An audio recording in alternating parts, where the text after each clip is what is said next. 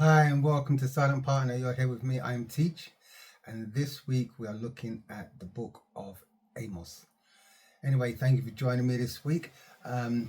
Last week, if you remember, we looked at the book of Joel. So this week is the book of Amos. Amos follows Joel.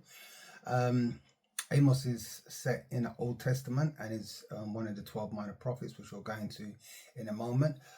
First, before we get into that, I do want to say thank you to everyone who has liked and subscribed.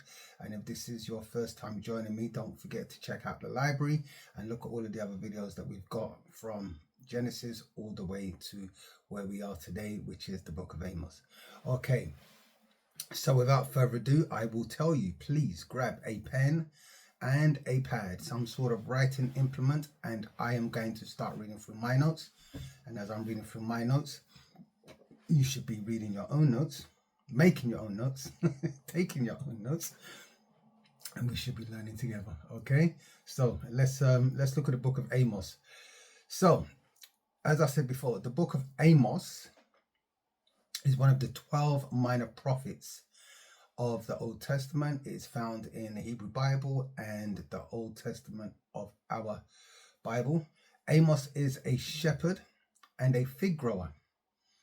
Interesting fun fact, from Tekoa, and it's called by God to prophesy against the northern kingdom of Israel during a time of economic prosperity and social complacency. Anyway, Amos delivers a powerful message of justice, accountability, and divine judgment. The book is structured around Amos's warnings to Israel and neighboring nations. The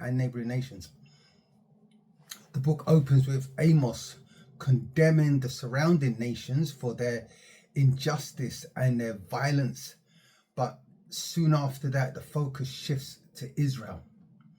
Amos then highlights their moral and spiritual failings.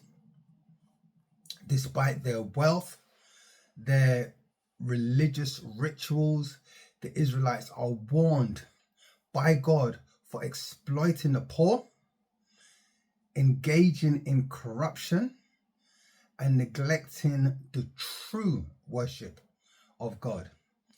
Amos prophesies that God desires justice and righteousness over mere empty ceremonies and mere religious rituals, famously declaring, "Let justice roll down like waters and righteousness like an ever-flowing stream."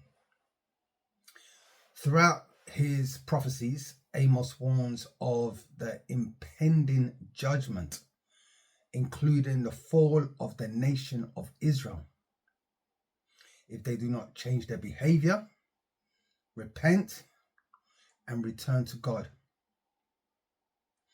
The book concludes with a glimmer of hope, promising restoration and renewal for a faithful remnant, and that's after judgment has taken place. Amos's message emphasizes the importance of social justice, humanity, and sincere devotion to God, calling for moral integrity. And that has been Amos. Thank you.